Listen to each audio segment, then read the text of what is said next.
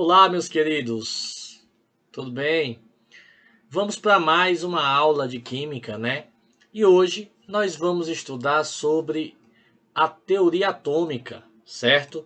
Nós vamos iniciar uma série de vídeos, né? Uma série de aulas para a gente conhecer melhor como é que funciona esse processo do ser humano compreender a natureza da matéria, tá certo? Vamos estudar dos gregos antigos até o modelo atual, que é o modelo segundo a mecânica quântica. Ok? Vamos entender um pouco da história, né? De como é que a gente conseguiu compreender de que a matéria era formada. Então, nós sabemos na química que ela é uma ciência que estuda a matéria e suas transformações. Isso nós já estudamos. Mas afinal, de que a matéria é formada? Então, nós já tivemos na primeira aula uma definição bem simples, que matéria é tudo aquilo que compõe as coisas, tem massa, peso e ocupa lugar no espaço, certo? Mas assim, e essa matéria? Qual é assim a natureza íntima dela? Isso é uma coisa que vem lá da Grécia Antiga. Os filósofos da natureza, como eram conhecidos, os gregos atomistas, né? Aqueles que tentavam desvendar de que a matéria era formada. Então tivemos várias tentativas, né? Até que esse processo veio ao longo dos milênios e já na Idade Moderna começa-se uma busca desenfreada para compreender. E o que é que isso trouxe de benefício para a nossa sociedade? Por exemplo, se hoje estamos com eletricidade, se hoje temos equipamentos médicos, né? Por exemplo, a medicina nuclear, que faz uso do conhecimento de propriedades dos átomos, certo? As pessoas fazem hoje em dia diagnósticos, né, em hospitais clínicos que usam de conhecimentos da teoria atômica, certo? Como, por exemplo, a radioterapia usa a radiação eletromagnética emitida por átomos radioativos, certo? Que consegue, por exemplo, destruir os tumores cancerosos. Nós temos, por exemplo, a ressonância magnética, que usa nuclídeos radioativos também para poder fazer mapeamentos de órgãos. Então, a teoria atômica ela vai desde a medicina até, por exemplo, a tecnologia, com esses computadores modernos. Se hoje nós temos, por exemplo, portas automáticas nos shoppings, né? Se nós temos, por exemplo, lâmpadas com cores diferentes, LEDs, lâmpadas de fluorescentes, esse tipo de tecnologia veio depois que a gente compreendeu de que a natureza da matéria era formada. Então nós vamos fazer essa viagem agora, conhecer um pouco mais desse processo histórico, tá certo? Então, lá na antiguidade, tínhamos os filósofos da natureza, né? Vários deles tentaram explicar de que a matéria era formada. Por exemplo, Tales de Mileto, bem conhecido lá na matemática, né? Ele dizia que tudo era formado pela água. Ela seria a que daria origem a todas as coisas. Já Anaximenes falava que era o ar, enquanto que Heráclito dizia que a matéria era formada pelo fogo, certo? Só que existia um outro grupo de filósofos, né, que eles eram os atomistas. Eles diziam que se a gente dividisse a matéria em pedaços menores, era possível a gente chegar cada vez em pedaços menores. E assim por diante, certo? Então Leucipo ele trouxe pela primeira vez essa ideia de que a matéria poderia ser dividida em pedaços menores, menores, cada vez mais. Enquanto que um dos seus filósofos, discípulo dele, chamado Demócrito de Abdera, ele disse que se a gente dividisse essas partículas diversas vezes, como falou Leucipo, chegaria um momento que não daria mais para dividir. Esse momento chegaríamos na unidade básica da matéria, que Demócrito chamou de átomo. Então essa palavra átomo que nós usamos nos dias de hoje, ela vem lá da Grécia Antiga e o seu significado quer dizer algo indivisível. Esse a vem de não e esse tomos vem de partes, ou seja, algo que não se divide em partes, certo? Então, quando falarmos de Demócrito, lembre-se que ele trouxe o conceito de átomo. Mas existia também outros filósofos, né? Como por exemplo, Aristóteles. Aristóteles acreditava na teoria dos 4 elementos. Para ele, a matéria seria formada pela combinação da terra, fogo, água e ar. Esses materiais se uniriam de maneiras tais que conseguiria formar todas as matérias que conhecemos, né, aqui nesse lugar que a gente está. Certo? Passou o tempo, as pessoas acreditando nessas ideias de Aristóteles, e chegando na Idade Moderna, um célebre cientista inglês chamado John Dalton, em 1808, ele publica um livro onde ele traz algumas explicações de que a matéria era formada. Então ele traz uma teoria para explicar, à luz do método científico, né? Nessa época já se tinha conhecimento do método científico publicado no livro de Robert Boyle, né? O Químico Cético.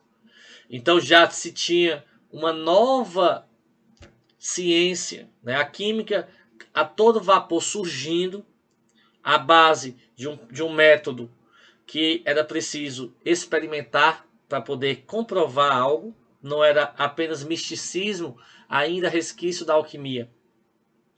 Então, John Dalton, que desde cedo se destacava pela sua inteligência, estudou a própria doença, né, que veio a receber o nome de daltonismo, né, que é aquelas pessoas que trocam as cores, enxergam cores de forma diferente.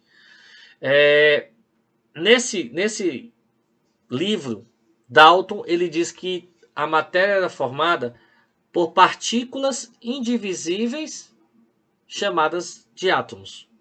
Então, os átomos seriam partículas indivisíveis, indestrutíveis, maciça. Então, ela não poderia ser destruída e ela era totalmente preenchida de matéria. Para Dalton, o átomo era semelhante a uma bola de bilhar, uma bola de sinuca, né, devido à sua natureza maciça. Dalton dizia que os átomos de um mesmo elemento químico, eles eram todos idênticos entre si. Possuíam a mesma massa e o mesmo volume. Não sabia ele a existência ainda dos isótopos, né? Que são elementos que têm o mesmo número atômico, porém as massas diferentes. Nós vamos estudar mais adiante. E outra coisa que Dalton falou, que isso também é importante a gente saber, é que nas reações químicas o que acontece é apenas combinação e transformação de átomos. Os átomos, essas bolinhas, né, essas bolinhas de bilhar, como ele falou, eles se juntavam e se reorganizavam para formar os compostos, certo? Então, tá aí um exemplo, né, de átomos iguais, de um mesmo elemento, eles possuem o mesmo tamanho, o mesmo volume. Ó. Átomos de elementos diferentes seriam, obviamente, diferentes. Vamos ver uma questão recente. Caiu no Enem sobre Dalton. Então diz assim, em 1808, Dalton publicou seu famoso livro intitulado Um Novo Sistema de Filosofia Química, no qual continha os 5 postulados que servia como alicerce da primeira teoria atômica da matéria fundamentada no método científico. Esses postulados são numerados a seguir. Primeiro, a matéria é constituída de átomos indivisíveis. 2. Todos os átomos de um dado elemento químico são idênticos em massa e todas as outras propriedades. 3. Diferentes elementos químicos têm diferentes tipos de átomos. Em particular, seus átomos têm diferentes massas. Os átomos são indestrutíveis e nas reações químicas mantêm-se suas identidades. 5. Átomos de elementos combinam com átomos de outros elementos em proporções de números inteiros pequenos para formar compostos. Após o modelo de Dalton, outros modelos, baseados em outros dados experimentais, evidenciaram, entre outras coisas, a natureza elétrica da matéria, a composição e organização do átomo e a quantização da energia no modelo atômico. Com base no modelo atual, que descreve o átomo, qual dos postulados de Dalton ainda é considerado correto? Certo? Então, nos dias de hoje, nós vamos ver todo esse processo, né? Mas vocês já devem conhecer de outros anos, de outras formas. E ao longo dessa aula e das próximas, você pode estar recordando, certo? Que hoje nós temos um modelo segundo a mecânica quântica, né? Algumas coisas mudaram de Dalton para cá. Por exemplo, a matéria é constituída de átomos indivisíveis? Não. Nós vamos ver agora no próximo cientista, que é o Thomson, que ele vai descobrir uma partícula que pertence ao interior do átomo. Então, para Thomson, o átomo, ele descobriu que o átomo é divisível. Então, isso aqui está falso. 2. Todos os átomos de um dado elemento químico são idênticos em massa e em todas as outras propriedades? Hoje sabemos a existência dos isótopos, que são elementos químicos que possuem o mesmo número atômico, mas que eles possuem massas diferentes. Então, a descoberta dos isótopos tornou essa informação falsa. 3. Diferentes elementos químicos têm diferentes tipos de átomos. Em particular, seus átomos têm diferentes massas. Hoje, sabemos que existem os isóbaros, que são elementos químicos que possuem a mesma massa e diferentes números atômicos. Então, essa informação também está falsa. Os átomos são indestrutíveis e nas reações mantêm suas identidades. Com o desenvolvimento da teoria atômica, pessoal, nós sabemos hoje que é possível um átomo se transformar em outro. Eles não são indestrutíveis, né? Então nós temos, por exemplo, a fissão nuclear, que quebra núcleos de átomos, transformando ele em outros átomos. Esse item também está falso. O que vai ser verdadeiro é esse. Átomos de elementos combinam com átomos de outros elementos em proporções de números inteiros pequenos para formar os compostos. Isso sim, nos dias de hoje, continua sendo verdade. Então, a quinta aqui é verdade nos dias de hoje, resposta correta, item é. Então eu trouxe essa questão para provocar vocês, para a gente conhecer um pouco mais, não é? A gente precisa saber um pouco mais da história para poder compreender as questões. Veja que uma questão de Dalton necessitava da gente o conhecimento de toda a teoria atômica. Então vamos lá. Então, em 1879, um físico inglês chamado William Crookes, ele desenvolveu um tubo de vidro que dentro continha gases em baixas pressões e que de um polo negativo chamado cátodo saíam raios, certo? Que eram chamados e conhecidos como raios catódicos, por saírem do cátodo. Então, esse tubo de vidro contendo gases em baixas pressões, onde era disparado uma alta voltagem, era chamado de ampola de Crookes.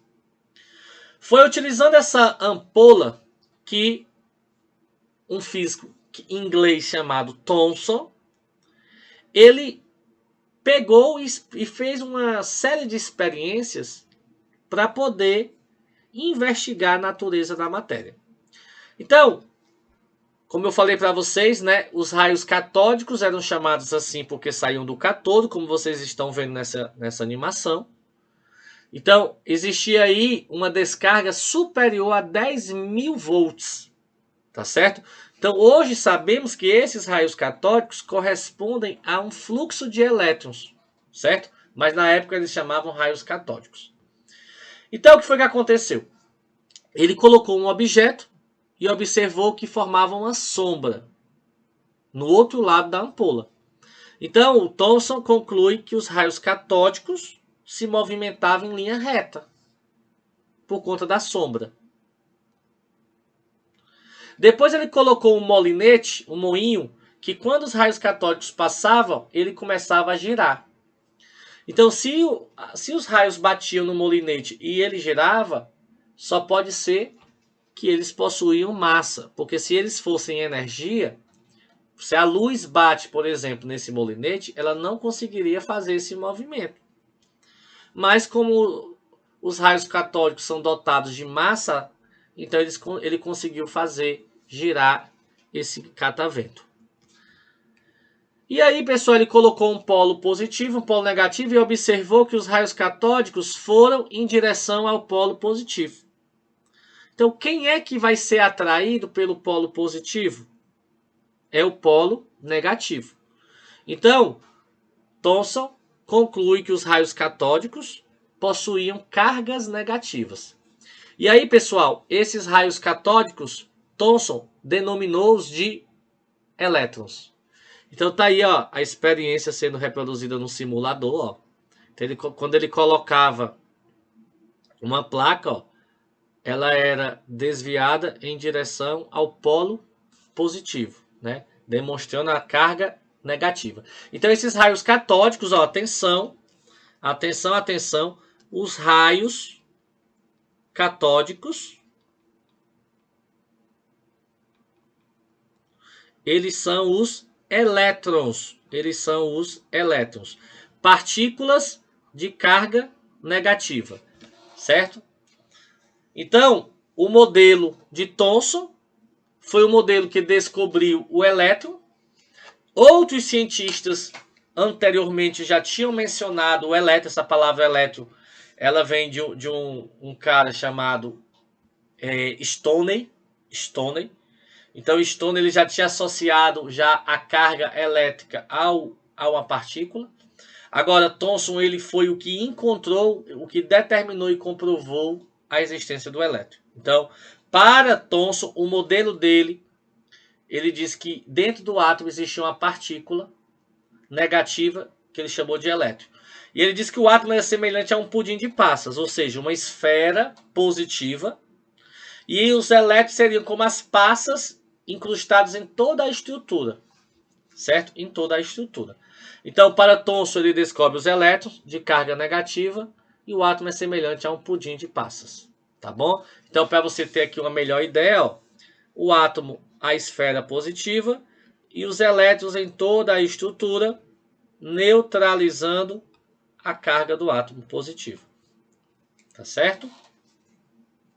Pessoal, como eu falei, né, o nosso objetivo principalmente mostrar que a química está presente no nosso cotidiano. Então eu falei já no início da aula de diversas possibilidades, né, de desenvolvimento que foi gerado depois da evolução da teoria atômica. E depois que foram descobertos os elétrons e tudo, essa ampola de Crookes ela foi adaptada e deu origem ao tubo de imagem da televisão. Então aquelas televisões antigas elas tinham assim uma dimensão bem maior porque ela tinha um canhão de elétrons, que era uma ampola, um tubo de raios catódicos, onde você tinha toda aqui aquela tela, né, quando você colocava no canal que não tinha sinal, não sei se vocês já viram, você colocava o braço assim próximo e ela começava a atrair os pelos, porque ali os elétrons se chocando na tela e atraía as cargas positivas dos pelos, por isso que tinha uma atração. Aquelas bolinhas cinzas são os elétrons se chocando na tela, tá bom? Então, para vocês verem como é que foi o processo, já a importância, né? As coisas vão surgindo, as tecnologias.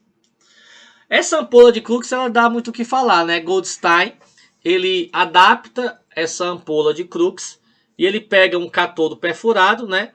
E percebe que além dos elétrons que saíam lá do cátodo, que eram chamados raios catódicos, existiam também partículas que saíam do anodo, na qual ele chamou de raios anódicos. E esses raios anódicos, também conhecidos como raios canais, certo? Foi que deu origem à descoberta de uma nova partícula subatômica, que Goldstein chamou de prótons. Então, os prótons, então Goldstein descobre os prótons, uma partícula de carga positiva, certo? Positiva. Então, pessoal, um próton, ele é 1836 vezes maior que o elétron, certo? 1836 vezes maior do que o elétron. Então, raios catódicos, os elétrons. Raios anódicos, os prótons, certo? E aí, pessoal, mais adiante, um outro cientista chamado Goldstein, ele adapta novamente essa ampola de Crookes e descobre que, além dos raios catódicos, além dos raios anódicos, existiam partículas que não iam para nenhum dos polos. A essas partículas, Chadwick denominou de nêutrons. Então, prótons de carga positiva, elétrons de carga negativa e nêutrons compõem as partículas elementares, as partículas subatômicas, né? Pessoal, Thomson, ele descobre a natureza elétrica do átomo, certo? Porém, Millikan, utilizando do seu clássico experimento da gota de óleo, é que consegue determinar a carga do elétron. Então, borrifando gotículas de óleo, aqui você tem gotículas de óleo, ele conseguia, através de um campo magnético, né? Existia a força que trazia as partículas para baixo, e ele conseguia fazer uma diferença de potencial, um campo magnético, que empurrava as moléculas para cima, de forma que ele conseguia anular as forças e deixar uma partícula suspensa. E nessa ele utilizava um microscópio, né? Ele utilizava equipamentos de raio-x, e ele conseguia perceber, então ele fez esse experimento diversas vezes, e ele percebia que sempre que ele tentava dividir essas cargas pela massa, ele tinha sempre um valor múltiplo de uma mesma quantidade. E foi a partir daí que ele chegou na carga do elétron. Então, Millikan descobre e determina a carga do elétron. Certo? A carga do elétron. Então, nós sabemos que o elétron ele tem carga menos 1,6 vezes 10 a menos 19 coulomb. Certo? Ele chegou bem próximo. E o que rendeu um prêmio Nobel para Millikan, né? Também com auxílio também nos estudos do efeito fotoelétrico. Uma outra coisa que vai surgir, pessoal, de tamanha importância para a teoria atômica é a radioatividade, certo? Então, lá no finalzinho do século XVIII, para início do século XIX, nós temos uma série de descobertas dentro da radioatividade. Um deles é um cara chamado Roentgen, né? Um alemão, que estava estudando o fenômeno da fluorescência, e descobriu acidentalmente, né, enquanto ele estudava a fluorescência de alguns materiais, tinha uma chapa próxima, fluorescente, ele percebeu que aquela radiação que saía do experimento dele estava manchando as telas fluorescentes, as telas fotográficas que ele tinha. E foi uma coisa acidental, por isso que ele não sabia o que estava saindo, então ele denominou de raio-x, X de desconhecido. X de desconhecido. Então hoje nós sabemos o que são os raios X, né? Que são ondas eletromagnéticas dotadas de um pequeno comprimento de onda, altamente energético, penetrante e ionizante. Então quando uma pessoa vai fazer um raio X, você percebe que o radiologista fica numa salinha ali, ele tem uma proteção para se proteger dos raios X, né? Que em várias quantidades, né? Se você tiver exposição constante, pode causar alguns problemas de saúde para a pessoa. Na sequência, Becquerel, certo? Ele estudando sais duplo de urânio, ele consegue descobrir, porque ele estava interessado em saber por que alguns materiais tinham propriedade de manchar as telas, né? Na época lá que eles usavam as fotografias, manchava, alguma coisa saía dali. E eles pensavam que tinha a ver com o Sol, ele absorvia a energia do Sol e liberava. Só que ele estudando esses sais duplo de urânio em períodos nublados e tal, ele deixou dentro de uma gaveta, sem luz, sem nada, ele continuava a emitir essas partículas. Então, Becquerel associou esse fenômeno de emissão de partículas a uma propriedade da natureza do átomo, que ele chamou de radioatividade. que eu vou já dar a definição para vocês do que seria radioatividade. Porque o casal Curie, olha, na sequência, ó, 1895, 1896, 1898. Marie Curie, juntamente com seu esposo, chamado Pierre Curie, não é? Marie Curie é uma mulher que é assim uma representante feminina na ciência, né? Curie teve uma infância muito difícil. Teve que trabalhar enquanto a irmã dela estudava, né? Depois ela pôde estudar. Na época as mulheres não tinham facilidade de estudar. E ela queria muito fazer uma universidade e as mulheres não eram permitidas a entrar nas universidades. E ela teve que... Ela, quando nova, ela tinha que ir à noite na biblioteca pública conseguir livros para poder... Entrava escondida para conseguir livros para poder estudar. Então, assim, é uma história assim, muito bonita de determinação. Ela vai depois estudar na França, onde ela conhece o Pierre, se casa, né? E ela começa a estudar a propriedade dos materiais. Também querendo saber o porquê da radioatividade. E foi nesse processo que ela descobre dois elementos químicos, o rádio e o polônio, né?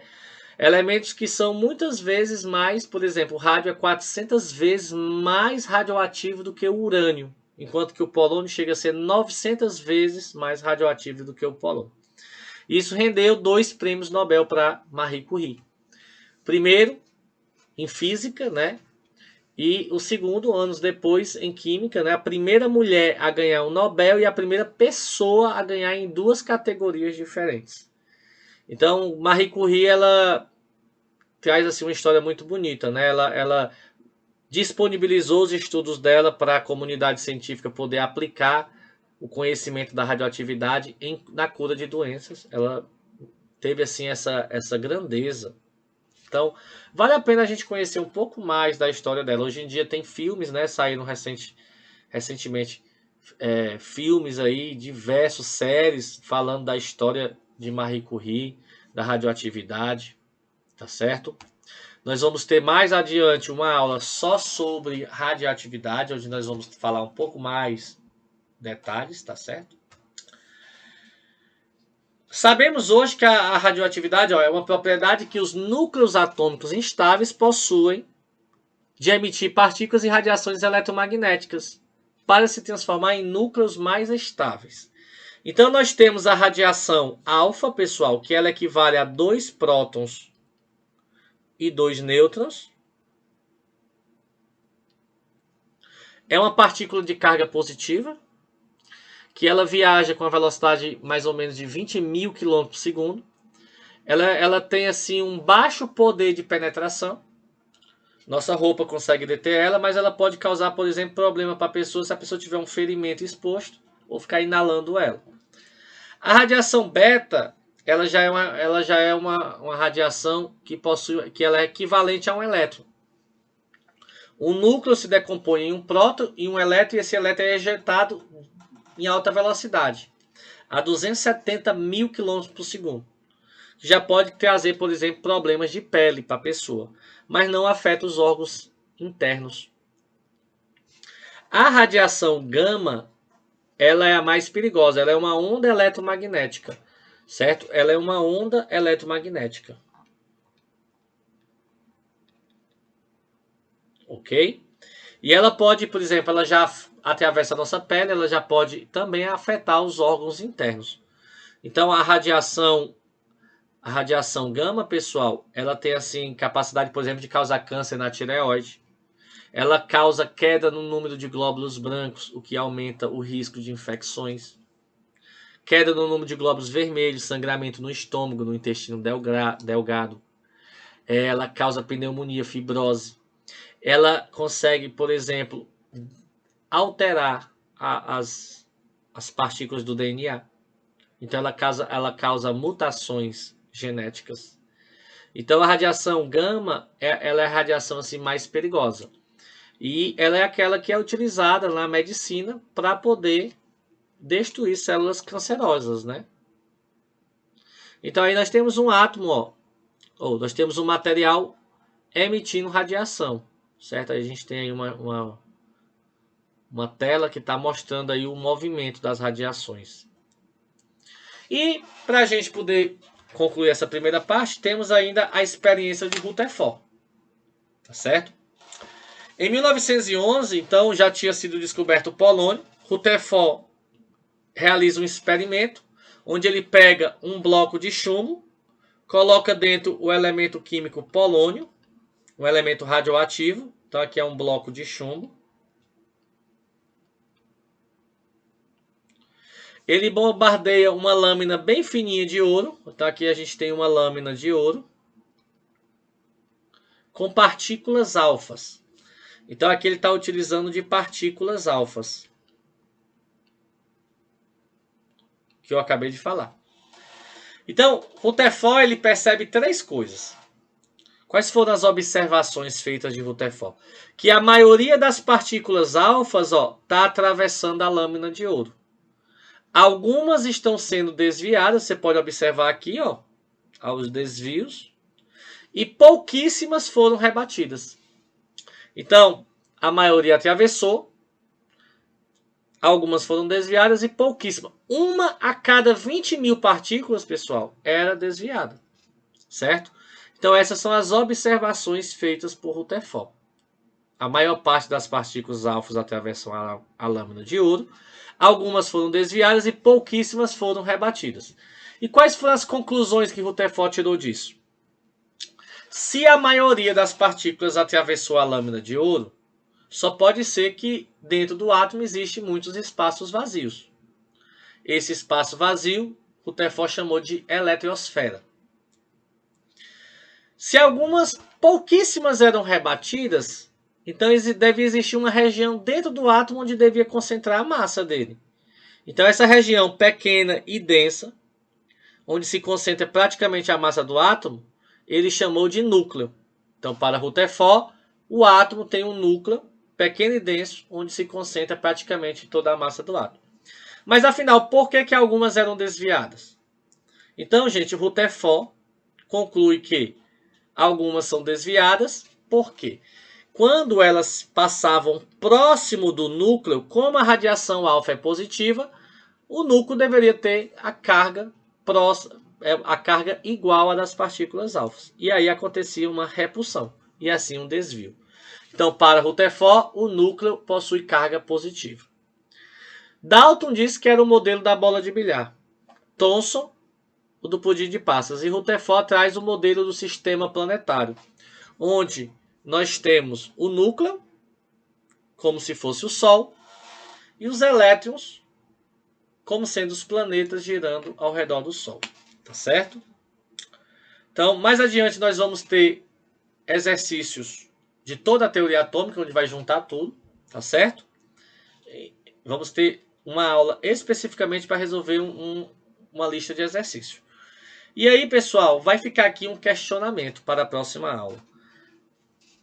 Niels Bohr questiona Rutherford por que o elétron é negativo e o núcleo é positivo. E por que ele não é atraído e se choca com o núcleo. Então pensem nisso e na próxima aula a gente continua, tá bom? Até lá!